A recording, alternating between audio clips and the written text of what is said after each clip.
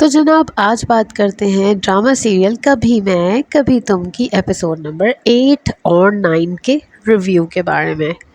तो interesting drama चल रहा है। फ़हाद मुस्तफ़ा की एफर्टलेस एक्टिंग है बिल्कुल। जो एक घर में एक ढीला ढाला इंसान होता है और सोचें एक सबसे छोटा घर का लड़का हो जिसकी शादी कर दी जाए, अचानक शादी हो जाए, कर क्या दी जाए, उसने ख़ुद मर्ज़ी से की है और जिस बंदी से की जाए वो इंतहाई मैच्योर और बहुत ही सीरियस और बहुत ही रिस्पॉन्सिबल बंदी हो और बंदा जो है वो इंतहाई इर्रिस्पॉन्सिबल हो।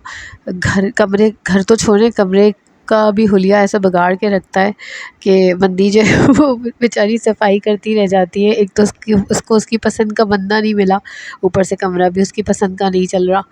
तो ये सिनेरियो है इसमें। और हानिया आमिर की ज़बरदस्त एक्टिंग है। वो सिर्फ शक्ल की ही खूबसूरत नहीं है बल्कि उनकी एक्टिंग भी बहुत खूबसूरत है। बिल्कुल ऐसा आपको लगेगा कि हाँ ये हानिया आमिर शर्जीना ही है। आपको ऐसा नहीं लगेगा कि ये हानिया आमिर है, आपको याद भी नहीं रहेगा। वो बेचारी बस यही दिखाते हैं अक्सर कि वो कमरे के बारे में शिकायत करती रहती है कि तुम इस तरह फैलाते हो, वॉशरूम गीला कर देते हो, कपड़े वॉशरूम में इधर उधर फेंक देते हो, ये जूते सही जगह पे रखो, ये कपड़े सही जगह पे रखो। और वो इर्रिस्पॉन्सिबल का इर्रिस्पॉन्सिबल दिखाया और वो नहीं बदलने वाला। उसको सिर्फ खाने पीने की पड़ी हुई होती है। हत्ता कि ये टॉप करती हैं, बीबीए का इनका रिज़ल्ट आता है तो इनके माँ बाप जो इनके लिए केक वगैरह सामान लेकर आते हैं तो उसमें भी ना ये कहते हैं मुझे केक ला के दे दो, कमरे में ला के दे दो मुझे। वो इस तरह के दिखाएँ। तो अभी आहिस्ता-आहिस्ता इनमें केयर डेवलप हो रही है हानिया आमिर के लिए। अदरवाइज़ जो है ना वो बिल्कुल वो ना बिल्कुल ढीला बनता है। वो कितनी दफ़ा कह चुकी है तुम कुछ काम कर लो, कुछ जॉब का सोच लो, कहता है मेरा टाइप ही नहीं है ये सब करना। और ऐसा नहीं है कि वो बंदा टैलेंटेड नहीं है, ऐसा नहीं है कि उसको कुछ नहीं आता। वो बताता भी है कि मैंने ये कोर्सेज़ किए हैं मैं गेम्स में, और वो बहुत इम्प्रेस्ड होती है। लेकिन बात ये कि वो कहता है मुझे जॉब नहीं करनी। भाई होते हैं ऐसे बहुत सारे लोग आपके इर्द-गिर्द होंगे जो कहते हैं यार जॉब नहीं करनी यार, या कोई फ्रीलांस काम कर दो, दे दो। आजकल फ्रीलांस वर्क का ज़माना भी है। तो इस बंदे को कुछ इसी तरह का दिखाया है। और हानिया आमिर का ये दिखाया है कि जब वो बीबीए का रिज़ल्ट आता है तो उसको जॉब ऑफ़र होती है और वो इंटरव्यू के लिए जाती है। जो वो बड़ा मज़े का सीन है, इंटरव्यू के लिए जाना होता है, उसको उठाती है 12 बजे के भाई उठो मुझे छोड़ कर आओ। पहले ससुर से इजाज़त लेती है कि मैं चली जाऊँ, तो वो बोलते हैं हाँ चली जाओ। तो फिर ये उसको उठाती है फ़हाद मुस्तफ़ा को और कहती है कि भाई मुझे छोड़ कर आओ, तो कहता है मैं तो अपने अब्बा के लिए कभी ना उठूँ। इस तरह का दिखाया है ये। ख़ैर वो फिर कहता है तुम गाड़ी ले जाओ, और ये जब इसको जॉब मिल जाती है और जब वापस आ रही होती है तो इसकी गाड़ी इससे गाड़ी लग जाती है। तो उसके लिए इतनी परेशान होती है।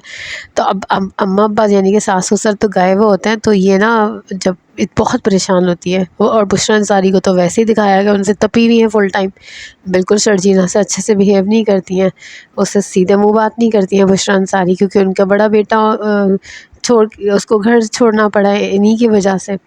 तो वो जो है ना जब गाड़ी ठुक जाती है तो फ़हाद मुस्तफ़ा अपने ऊपर इल्ज़ाम ले लेता है। वो कहता है मैंने किया है। तो वो सीन बड़ा मज़े का, आपको अच्छा लगेगा अगर आप देखेंगे ये एपिसोड, आपको अच्छा लगेगा।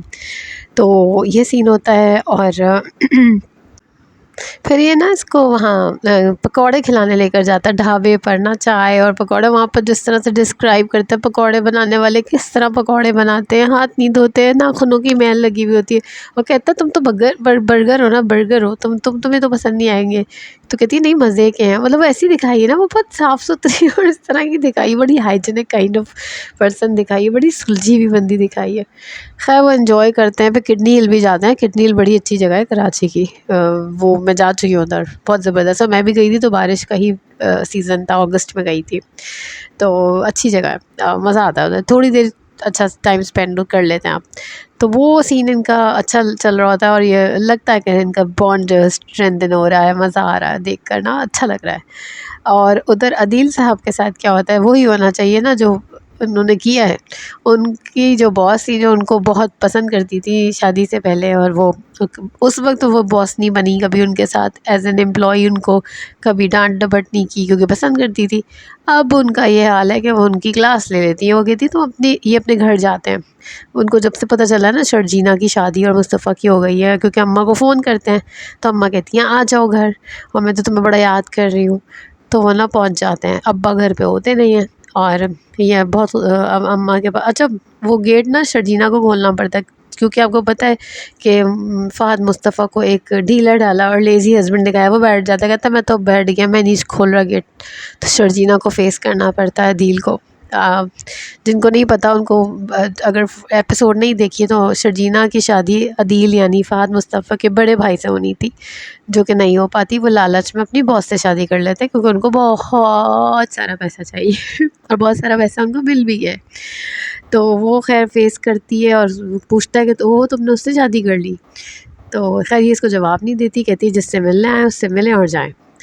और ये अदील साहब जो अपनी अम्मा को 5 लाख का चेक देते हैं कि आप घर के खर्चे के लिए रख लें। जो जावेद शेख की एंट्री हो जाती है वो उठा के ना फेंक देते हैं, कहते दफ़ा हो जाओ यहाँ से, निकल जाओ मेरे घर से, और ये चेक भी उठा के लेकर जाओ। तो अम्मा फिर नाराज़ हो जाती हैं। अब इतनी नाराज़ होती है कि जब वो इनकी शर्जीना की फ़ैमिली टॉप करने पर वो मुबारकबादी देना आती है ना अपनी बच्ची को, तो वो मिलती नहीं है उनसे। और ये एक्चुअली जावेद शेख ना इनको कह देते हैं, डांट के कह देते हैं कि अगर तुम जो है इस तरह हरकतें करोगी, पता नहीं किस बात पे, हाँ वो कहते हैं कि तुम भी चली जाओ इस घर से। तो वो कहती है अच्छा मैंने इतने साल लगाए इस घर पे और तुमने मुझे बिल्कुल एक तरह वो कर दिया कि मेरा घर ही नहीं है। बुशरा अंसारी बहुत तपती है और वो बात उनके दिमाग पे चस्पा हो गई है। और ना बुशरा अंसारी को दिखाया है कि वो हर वक्त ये रोना रोती रहती है, बकौल फ़हद मुस्तफ़ा की मेरी अम्मा का फेवरेट टॉपिक है महंगाई। और वो हर वक्त कहती रहती है महंगाई महंगाई महंगाई। हत्ता कि शर्जीना नाश्ता बनाने जा रही होती है तो वो सुन लेती है कि वो कहती है देखो चीज़ इतनी महंगी हो गई, वो बेचारी अंडा निकाल रही होती है, फ्रिज से अंडा वापस रख देती है। ऐसा होता है ना, लोग आपको बातें सुनाते हैं तो फिर आपका दिल ख़राब होता है, फिर वो काम कोशिश करते ना करें। खैर ये सीन होता है और Javed Sheikh is quite supportive अपनी बहू के साथ, वो क्योंकि उन्होंने स्टैंड लिया है कि हाँ जी शादी कर लेते हैं इस तरह से। जो शर्जीना के पेरेंट्स हैं वो बहुत कंसर्न है कि इन लोग का रवैया शायद सही नहीं है, बुशरा अंसारी मिली नहीं है, तो कुछ मसले मसाइल लग रहे हैं और उनको अंदाज़ा हो रहा है, लेकिन सारे कोई फ़ायदा तो नहीं है इस सारी बात का। और जो मैं बता रही थी कि अदील की जो वाइफ़ है, जो बॉस हैं, जो वाइफ़, वो ना उनको इतना डांटती हैं कि तुम मिलने चले गए, तुमने मुझे बताया भी नहीं, तुमने फ़ोन खड़का दिया। उसके उनके मुंह से सुनकर हैरत हुई कि वो इतनी वो लगती है स्टाइलिश। वो कहती हैं मेरी ज़िंदगी में मेरी मर्ज़ी के बगैर कुछ नहीं होता, तुम कैसे चले गए, तुमने कैसे इस तरह किया, तुम्हें शर्जीना की वजह से फ़िक्र हो रही है कि उसकी शादी मुस्तफ़ा से हो गई है। तो खैर इनकी ज़िंदगी टफ़ गुज़र रही है, ये इनको बहुत टफ़ टाइम मज़ीद देंगी, ये इतनी सीधी नहीं है जितनी लगती हैं। तो वो बेचारे जो है ना, अच्छा मज़े की बात है वो दोनों खुश लगते भी नहीं हैं और ये दोनों गुर्बत में भी खुश लगते हैं, दोनों लगता है कि हाँ they are enjoying their life.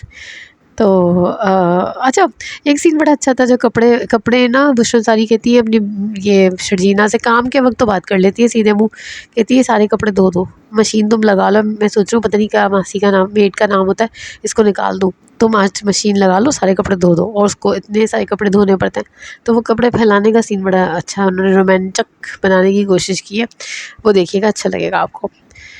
तो ये सीन है और क्या था इस ड्रामे में, इन किस्तों में क्या हुआ था, जॉब मिल गई है अब अच्छा हो जाएगा, लेकिन मुझे लगता है बुशरा अंसारी को पसंद नहीं आएगी बात, उनको कोई बात ही नहीं पसंद आती।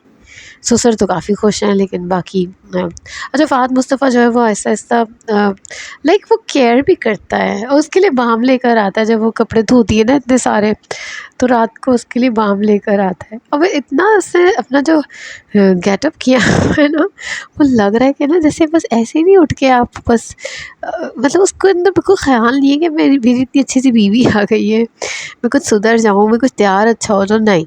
वो वही सनग्लासेस अपने माथे पर चिपका के रखता है और बस अजीब दिखाया, लिटरली अजीब दिखाया उसको।